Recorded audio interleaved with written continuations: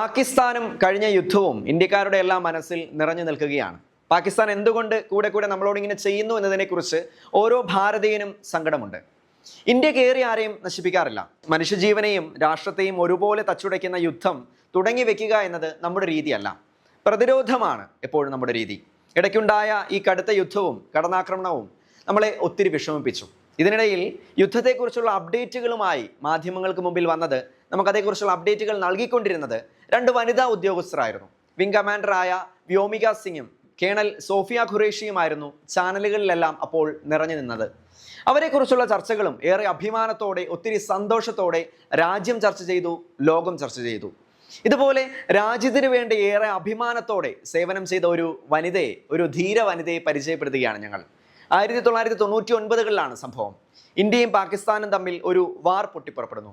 ശൈത്യകാലത്ത് യാതൊരു പ്രകോപനങ്ങളും ഉണ്ടാകില്ല എന്ന അലിഖിത കരാർ പാകിസ്ഥാൻ ലംഘിച്ച സംഭവം കാർഗിൽ യുദ്ധത്തിലേക്ക് ഇത് വഴിമാറുന്നു.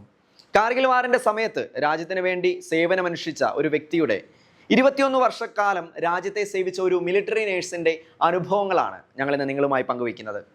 നമ്മളോടൊപ്പം ഉള്ളത് ലഫ്റ്റനന്റ് കേണൽ അൽഫോൺസ് ആണ്. തൻ്റെ വിശ്രമ ജീവിതത്തിലും ജീവന് വേണ്ടി, ജീവൻ സംരക്ഷിക്കാൻ വേണ്ടി വിശ്രമമില്ലാതെ ഓടുന്ന ലഫ്റ്റനന്റ് കേണൽ അൽഫോൺസിന്റെ വിശേഷങ്ങളാണ് നമ്മൾ ഇന്ന് പങ്കുവയ്ക്കുന്നത്. കാർഗിൽ വാർ കഴിഞ്ഞെങ്കിലും പക്ഷേ അതിൻ്റെ കോൺസിക്വൻസസ് ഇങ്ങനെ നടന്നുകൊണ്ടേയിരിക്കും. ഞാൻ പോകണം, എനിക്ക് നോ പറയാൻ പറ്റില്ല. പെട്ടെന്ന് ഞങ്ങൾക്കൊരു ഇൻഫർമേഷൻ വരുന്നു, നമ്മൾ യൂണിഫോമിലാണ്. അത് കഴിഞ്ഞിട്ടാണ് നമ്മൾ പോയി കിടന്നുറങ്ങുന്നത്. ആകെ ഒന്നുമില്ല, ഓൾമോസ്റ്റ് ഹീസ് ഡെഡ് എന്ന് തിരുഹൃദയത്തിൻ്റെ രൂപത്തിലോട്ട് നോക്കി പ്രാർത്ഥിച്ച്. അത് മാത്രമേ ഉണ്ടായിരുന്നില്ല. Literally I can see.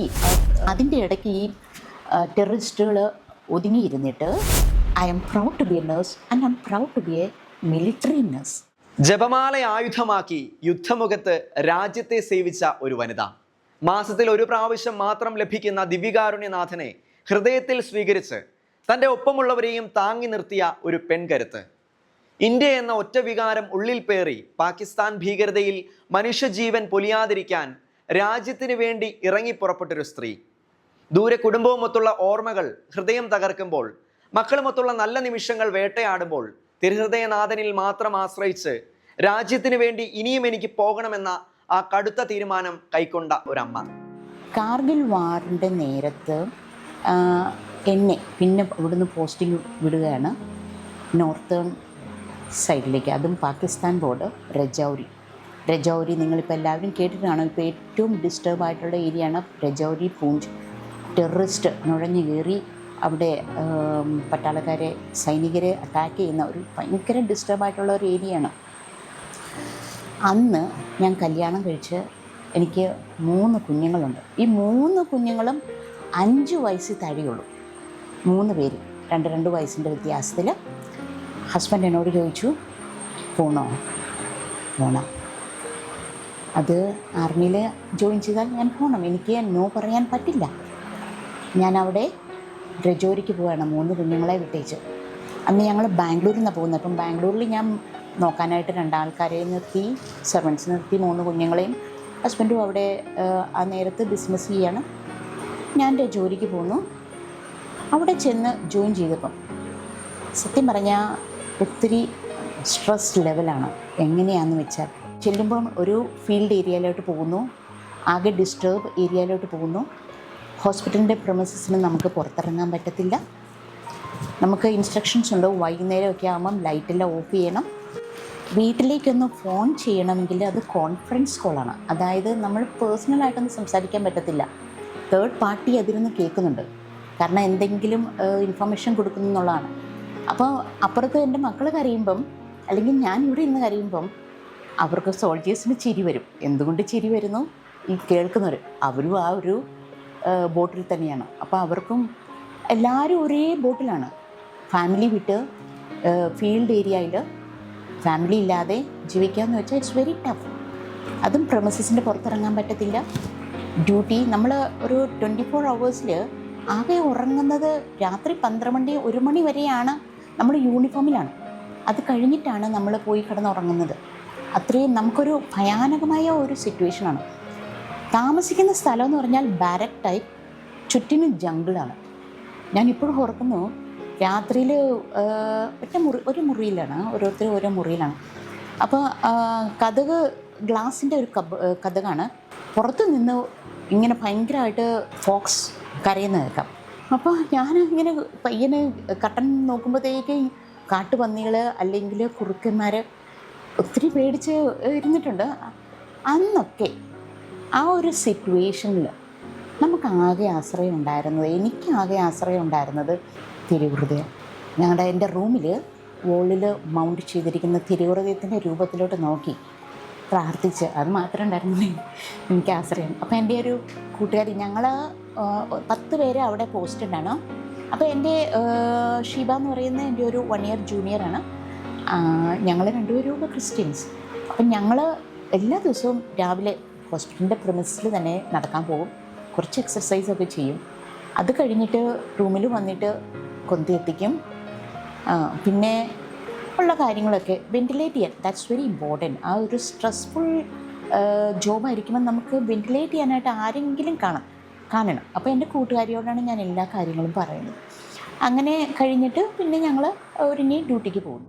അപകടം നിറഞ്ഞ ഏറെ റിസ്ക്കുള്ള തിരക്കുള്ള ജോലിക്കിടയിൽ ദിവ്യബലി അർപ്പിക്കാനും ദിവ്യകാരുണ്യനാഥനെ സ്വീകരിക്കാനും മാസത്തിൽ ഒരു തവണയാണ് ഭാഗ്യം കിട്ടുക. മാസത്തിൽ ഒരു തവണ മാത്രം വീണ് കിട്ടുന്ന ആ അവസരം, അപകടം നിറഞ്ഞ സാഹചര്യങ്ങളിൽ ദിവ്യബലി അർപ്പിക്കാനുള്ള ആ യാത്ര, അതേക്കുറിച്ച് അവർ വിവരിക്കുന്നത് കേട്ടാൽ നമ്മളൊക്കെ എത്ര ഭാഗ്യവാന്മാരാണെന്ന് നമുക്ക് തോന്നും.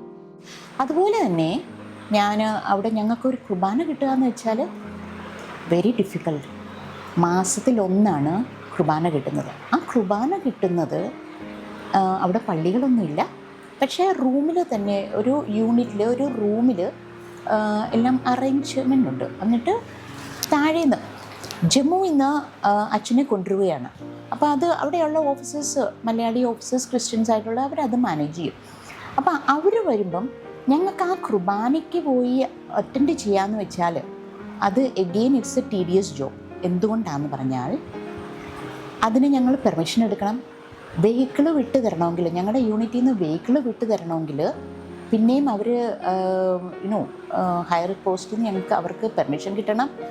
ആ വെഹിക്കിളിൽ ഞങ്ങളെ കൊണ്ടുപോകുമ്പം ഡ്രൈവറും പിന്നെ 2 പേര് ഗൺ പിടിച്ച് ഞങ്ങളുടെ പുറകിലിരിപ്പുണ്ട്. കാരണം ഞങ്ങളെ അറ്റാക്ക് ചെയ്യാതിരിക്കാൻ. എന്തെങ്കിലും കാരണവശാൽ ഞങ്ങളെ അറ്റാക്ക് ചെയ്ത, കാരണം അവിടെ അങ്ങനെയാണ് ടെററിസ്റ്റ്. ഒരു ബുട്ട, അതായത് ഈ കോൺ വളർന്നു വരുമ്പം,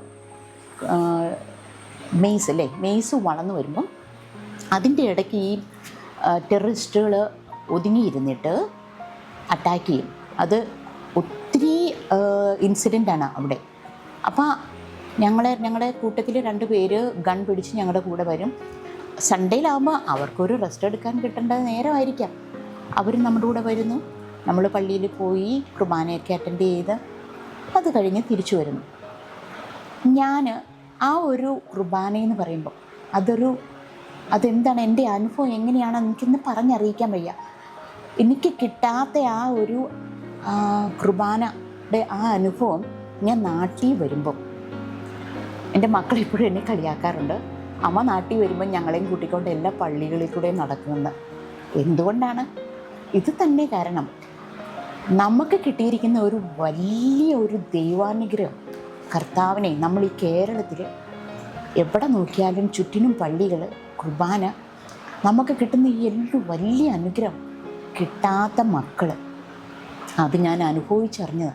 താൻ ഒരു നേഴ്സ് ആയതിൽ ഏറെ അഭിമാനിക്കുകയും ഒപ്പം ഒരു മിലിറ്ററി നേഴ്സ് ആയതിൽ ഇരട്ടി അഭിമാനിക്കുകയും ചെയ്യുന്നു.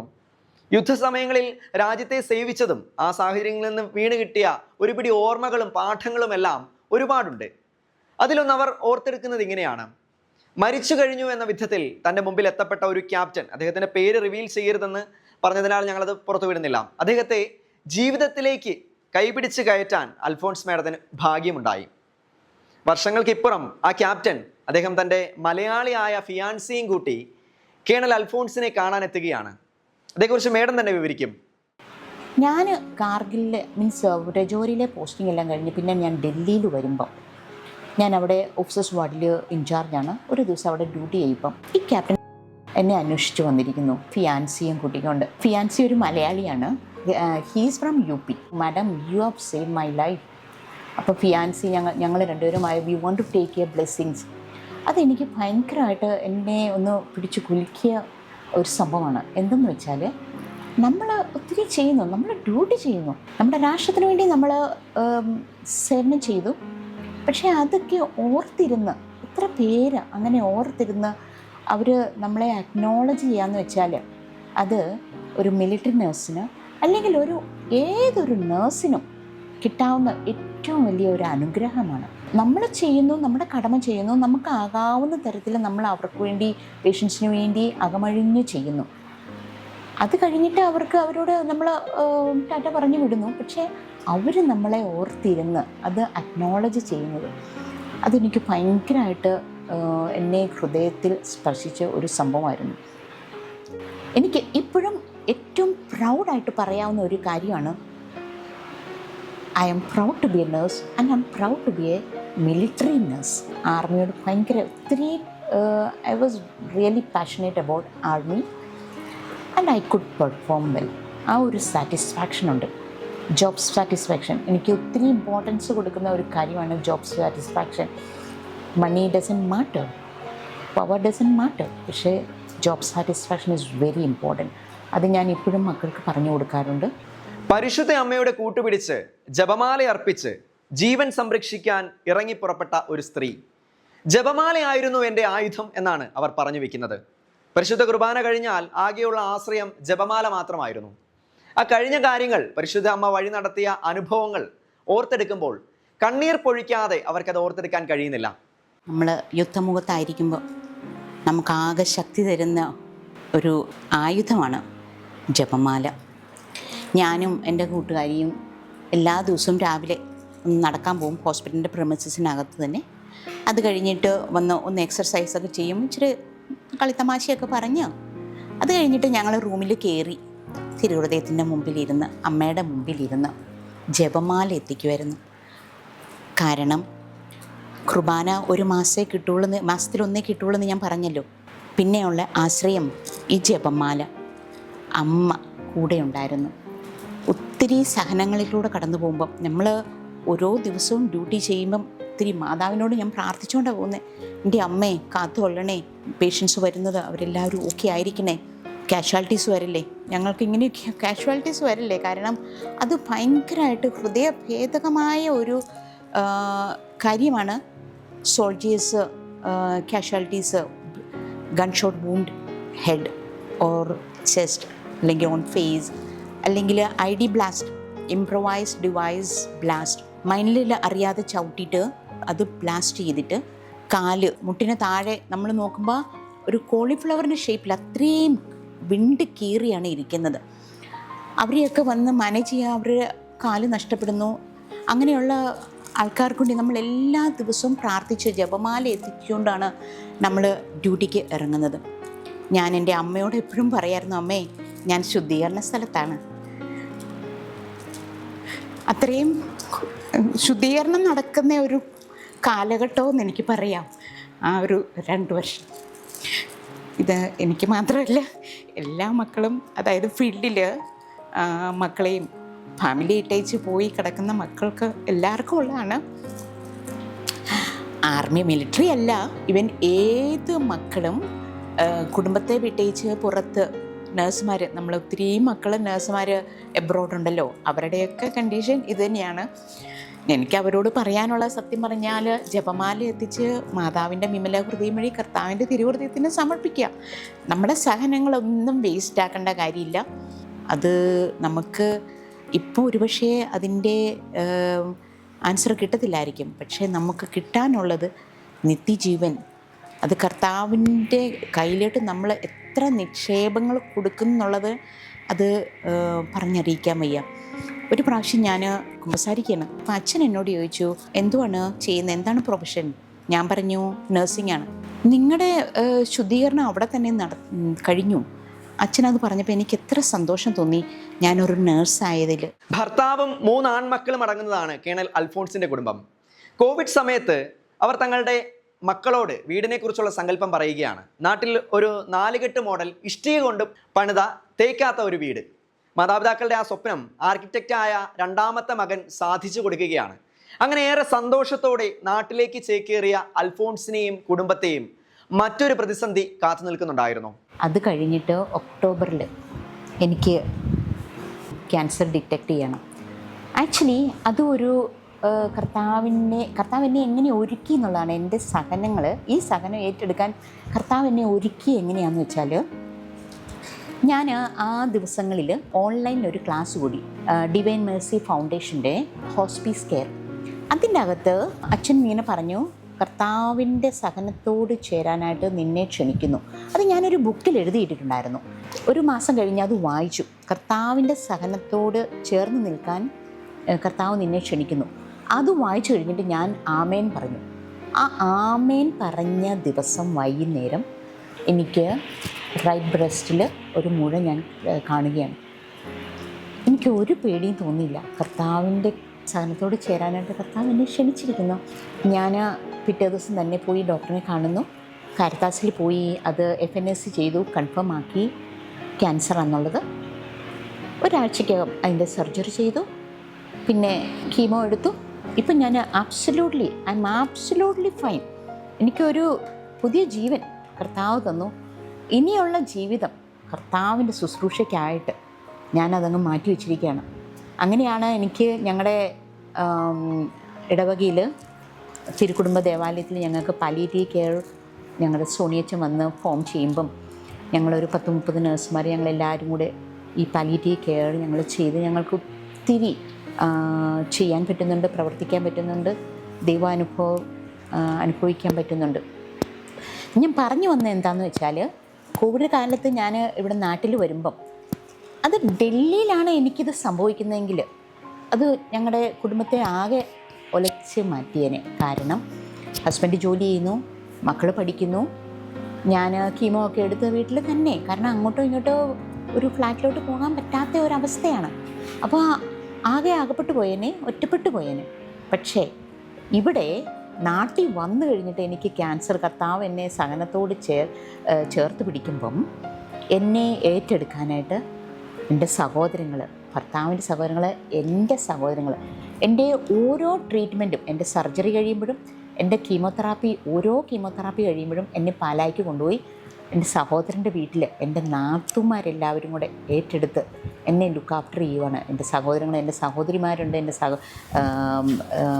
സഹോദരന്മാരുണ്ട്, നാത്തൂന്മാരുണ്ട്, ഇവരെല്ലാവരും കൂടെ. എനിക്ക് ആ സഹനം ഞാൻ അറിഞ്ഞേയില്ല അനുഭവിച്ചത്. അത് കർത്താവിൻ്റെ ഒരു വലിയ കൃപയാകുന്നു. ഇത് എൻ്റെ ഒരു സാക്ഷ്യമാണ്. കർത്താവിൻ്റെ കരുണ എത്രമാത്രം ഈ കുടുംബത്തിന് ഉണ്ടെന്നുള്ളത് അതെൻ്റെ ഒരു സാക്ഷ്യപ്പെടുത്തലും കൂടിയാണ്. തൻ്റെ കൺമുൻപിൽ കാണുന്ന ദൃശ്യങ്ങളെ ചിത്രങ്ങളായി പകർത്താനുള്ള പ്രത്യേക കഴിവും കേണൽ അൽഫോൺസിനുണ്ട്. തൻ്റെ പ്രതിസന്ധി ഘട്ടങ്ങളിൽ എല്ലാം തിരുഹൃദയനാഥനെയും പരിശുദ്ധ അമ്മയെയും കൈവിടാതെ മുന്നേറിയ വ്യക്തി, അങ്ങനെ തന്നെ ഇന്നും മുന്നേറുന്ന വ്യക്തി, തൻ്റെ ദൈവാനുഭവങ്ങൾ ലോകത്തോട് വിളിച്ചു പറയാൻ യാതൊരു മടിയും കാട്ടാത്ത വ്യക്തി.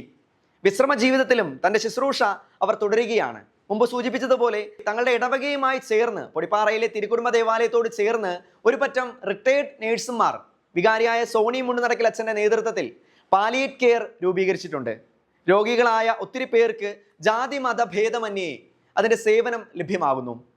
ഇന്നും തൻ്റെ സേവനം തുടരുന്ന ലഫ്റ്റനന്റ് കേണൽ അൽഫോൺസിനും ഒപ്പം ശുശ്രൂഷ മേഖലയിലുള്ള മറ്റെല്ലാ നേഴ്സുമാർക്കും വേണ്ടി പ്രാർത്ഥിക്കുന്നു. ദൈവം സഹായിക്കട്ടെ. ദൈവത്തിന് സ്തുതി.